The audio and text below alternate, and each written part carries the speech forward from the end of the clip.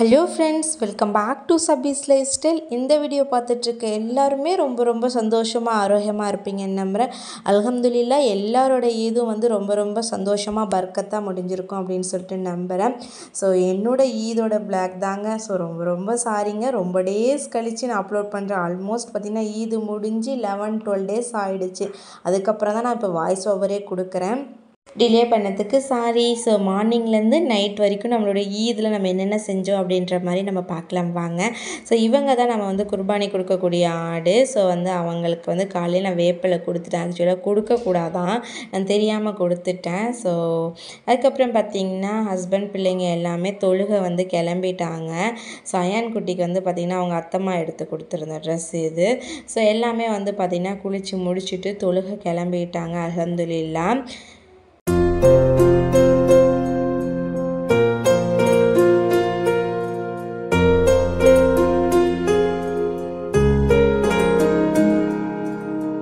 எங்கள் அம்மா வீட்டு சைடு பார்த்திங்கன்னா இந்த தொழுதுட்டு வர ஆம்பளைங்களுக்கு நம்ம இந்த டிஸ்ட்டு எடுப்பாங்க. ஸோ நான் என் பிள்ளைங்களுக்காகவும் என் ஹஸ்பண்ட்காகவும் நான் சுற்றி எடுத்து விட்டுட்டேன். அதுக்கப்புறம் பார்த்திங்கன்னா வீட்டில் எல்லாமே அதுக்கப்புறம் தான் நாங்கள் கிளம்பணும். ஆனால் 8 மணிக்கு தொழுகை. பட் இருந்தாலுமே பார்த்திங்கன்னா அங்கே பக்கத்தில் இருக்கவங்கெல்லாம் வீட்டுக்கு தொழுகை வரேன் அப்படின்றனால கொஞ்சம் டிலே பண்ணி தான் தொழுகை நாங்கள் தொழுதோம். ஆம்பளைங்க தொழுதுட்டு வந்த பிறகு தான் நாங்கள் தொழுதோம். மாமா பார்த்திங்கன்னா வரும்போது பலாப்பழம் வாங்கிட்டு வந்திருந்தாங்க தொழுது முடிச்சுட்டு வரும்போது. ஸோ ஷமீர் குட்டியும் பார்த்திங்கன்னா நல்லா என்ஜாய் பண்ணி விளையாடிட்டு இருந்தாங்க. அதுக்கப்புறம் எங்கள் தொழுகை நாங்கள் முடிச்சுட்டு அல்ஹம்துலில்லாஹ் காலையில் என்ன சாப்பிட்டோம் அப்படின்னா, மார்னிங் சுழியம் செஞ்சுருந்தேன். நான் தான் சுழியம் ப்ரிப்பேர் பண்ணியிருந்தேன். ஸோ டீட்டெயில்டு ரெசிபியெல்லாம் நான் ஆல்ரெடி ரம்ஜான் பிளாக்லேயே ஷேர் பண்ணிட்டதுனால டீட்டெயில்டெல்லாம் எடுக்கலை. ஸோ எடுக்கவும் டைமிங்கும் இல்லாததுனால சும்மா தேவையான குட்டி கிளிப்ஸ் மட்டும் தான் எடுத்திருந்தேன். மார்னிங் டிஃபனுக்கு பார்த்திங்கன்னா இட்லி, கார சட்னி, தேங்காய் சட்னி, சுழியம் செஞ்சுருந்தாங்க. நான் பார்த்திங்கன்னா ரம்ஜானுக்கு மார்னிங்கே நான் நான்வெஜ் சமைச்சிட்டேன். இங்கே குர்பானி கொடுக்கறதுனால காலையில் டிஃபன் சிம்பிளாக முடிச்சிக்கலாம் அப்படின்னு சொல்லிட்டு நான் பார்த்திங்கன்னா பெருசாக பிளான் பண்ணியிருந்தேன். மார்னிங் வட்டலாப்பம் செய்யலாம், அதுக்கப்புறம் பார்த்திங்கன்னா ஜாலர் செய்யலாம் அப்படின்னு சொல்லிட்டு. பட் எதுவுமே செய்ய முடியல. நாங்கள் ஊருக்கு போனதே பார்த்திங்கன்னா முந்தின நாள் தான் போயிருந்தோம். ஸோ அதனால் செம்ம டயர்டு. மார்னிங் எந்திரிச்சு கரெக்டாக தொழுகை போயிட்டோம். அல்ஹம்துலில்லாஹ் நல்லபடியாக தொழுகையை முடிச்சிட்டோம். அதுக்கப்புறம் பார்த்திங்கன்னா மதிய லஞ்சுக்கான ப்ரிப்ரேஷன், ஆடு வெட்டுறதுக்கு சொல்லி விட்டுட்டு வந்துட்டாங்க. அதுக்கப்புறம் பார்த்திங்கன்னா ஆடு வெட்டவும் வந்துட்டாங்க ஆளுங்க. நாங்கள் அதுக்குள்ளாரே லஞ்சுக்கு, அதாவது பிரியாணிக்கு தேவையான வெங்காயம், தக்காளி எல்லாமே நான், மாமி, அப்புறம் பார்த்திங்கன்னா என்னோடய சிஸ்டர், அவங்க எல்லாருமே சேர்ந்து தான் எல்லாமே கட் பண்ணி வச்சிட்ருந்தோம். ஸோ குர்பானியும் அல்ஹம்துலில்லாஹ் நல்லபடியாக கொடுத்துட்டாங்க.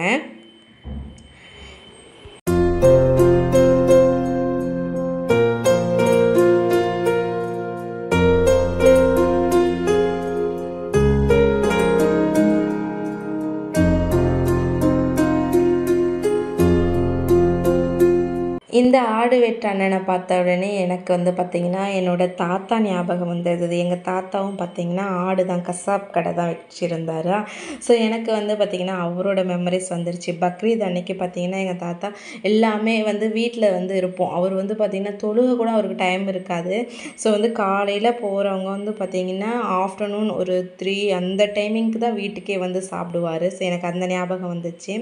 ஸோ குழந்தைங்களுமே பார்த்திங்கன்னா நல்லபடியாக விளையாடிட்டு இருந்தாங்க. அயான் குட்டிக்கெல்லாம் அமீரா பாப்பா இருந்தது. ரொம்ப ஜாலியாக போயிடுச்சு இந்த டைமில் எல்லாமே. அதுக்கப்புறம் பார்த்திங்கன்னா குர்பானிக்கான கறி எல்லாமே நாங்கள் பிரித்து கவர் போட்டு நானும் ஹஸ்பண்ட் பார்த்திங்கன்னா எடுத்துகிட்டு போயிட்டு ரிலேஷன் வீட்டுக்கெல்லாமே கொடுக்க போயிட்டோம். வீட்டில் பார்த்திங்கன்னா மாமாவும் மச்சானும் தான் பிரியாணி குக் பண்ணியிருந்தாங்க. ஸோ நாங்கள் எல்லாமே கட் பண்ணி கொடுத்துட்டோம். அவங்க ஜஸ்ட் தாளித்து விட்டு இருந்தாங்க. ஸோ அல்ஹம்துலில்லாஹ் பிரியாணியுமே பார்த்திங்கன்னா நல்ல முறையாக வந்திருந்தது. வீடியோ எல்லாமே பார்த்திங்கன்னா ஃபுல் அண்ட் ஃபுல் நம்மளுடைய ஷமீர் குட்டி ஷூட் பண்ணது தான். மொபைல் அவன் கையில் கொடுத்துட்டு நாங்கள் குர்பானி கறி கொடுக்க போயிட்டோம். ஸோ அவன் தான் ஷூட் பண்ணியிருந்தான். ஸோ என்ன மெஷர்மெண்ட்லாம் நான் பக்கத்தில் இருந்து பார்க்கல, அதனால டீட்டெயிலாக அதெல்லாம் நான் ஷேர் பண்ணிக்கல. ஸோ பிரியாணி அல்ஹம்துலில்லாஹ் நல்லபடியாக வந்துருச்சு. ஸோ எல்லாருமே அவங்களுடைய ஈது நல்லபடியாக செலிப்ரேட் பண்ணியிருப்பீங்கன்னு நம்புகிறேன். ஸோ கண்டிப்பாக அல்ஹம்துலில்லாஹ் எங்களுடைய இதுவுமே நல்லபடியாக செலிப்ரேட் பண்ணோம்.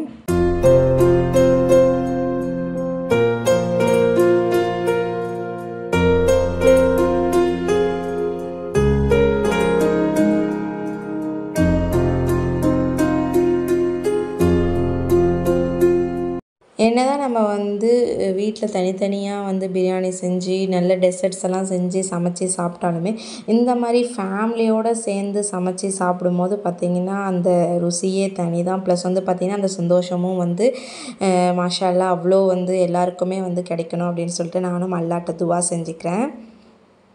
போன வருஷம் ஈத் அப்பயுமே பார்த்திங்கன்னா மழை நல்லா வந்திருந்தது ஆஃப்டர்நூன் மேலே.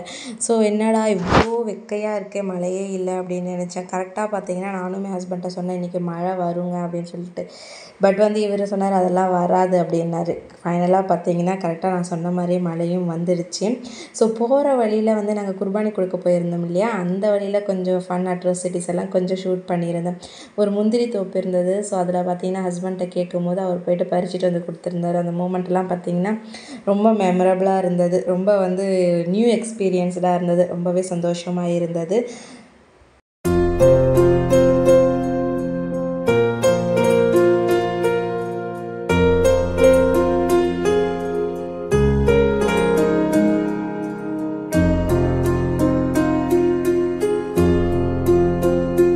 குர்பானி கொடுத்துட்டு வீட்டுக்கு வரதே பார்த்திங்கன்னா ஆல்மோஸ்ட் வந்து ஒரு 4-5 ஆகிடுச்சு. நாங்கள் 3:30க்கு எல்லாமே இவரோட மாமா பொண்ணு வீட்டில் வந்து கொஞ்சமாக சாப்பிட்டோம்.